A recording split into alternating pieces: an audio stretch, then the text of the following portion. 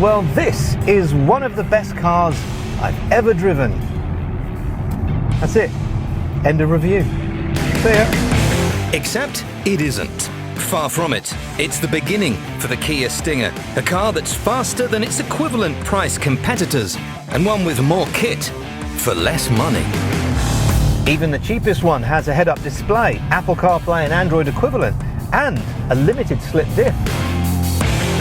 And you don't get one of those on very many of the Stinger's competitors, like a 4 Series, for instance, or a Panamera, both of which are not as good value as lease options, or as good to drive. And there's a lot to like here. 3.3 litre V6 petrol engine with 365 horsepower, 0 to 60, 4.7 seconds. And it's a big car, nearly the same size as a BMW 7 Series and about the same sort of weight, 1900 kilos. That should affect the handling, but it sort of doesn't. Well, not in the dry, anyway. This is almost as if they've been making these forever. To look at in the flesh, it's a poised, an original, an individual looking thing. And with over 21.5 million views already on YouTube, it's somewhat of a motoring celebrity. All that being said, I wondered how well it copes with the normal stuff. Not surprisingly, very well. Now, a GT car has to perform in certain areas. It has to be fast, it has to be comfortable and safe. And to give you an example of how it excels in all of those areas, you've got a really nice seat with Nappa Leather. It's like a Volvo seat.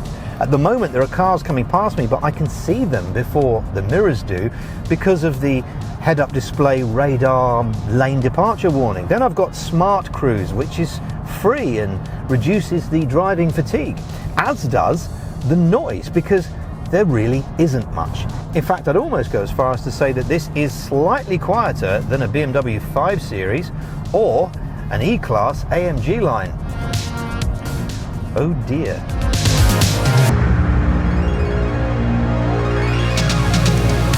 That impressive so far. This meant that I had to now make a very awkward call to my contact in Germany. Hello, is that BMW? Hello, I have driven it. It is good. Interior is. It is much better actually than a lot of your. No, well, okay. I think the first 6 services are about 850 quid. You can almost say it's like the ultimate. Sorry, mate. I didn't mean to. Are you crying?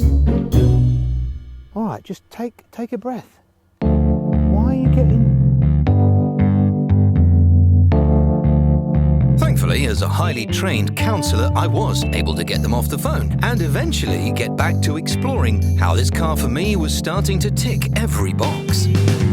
Yeah, it sort of does really. Other than the fact that it's just a tiny, weeny amount over £40,000, which just puts it into that new VED rule where we've all got to pay £37.50 a month equivalent. So it could have been under £40,000. Of course, if you are leasing, then none of that really matters because it's all encompassed in your monthly price. But that's about the only negative I can find, really. I'm actually wondering how long the waiting list is. Fancy one myself.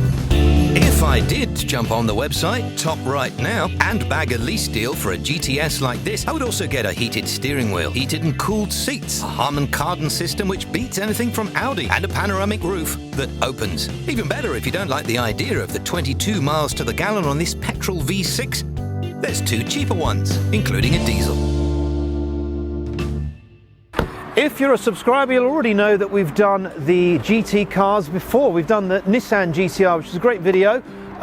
Nice comments. In fact, well, not nice. I got quite flamed for putting the wrong fuel in. Apparently there's a massive difference in a highly aspirated engine between 95 RON and 98 RON. It's important to get the right fuel for the right car. So thank you very much for all that feedback. I appreciate it.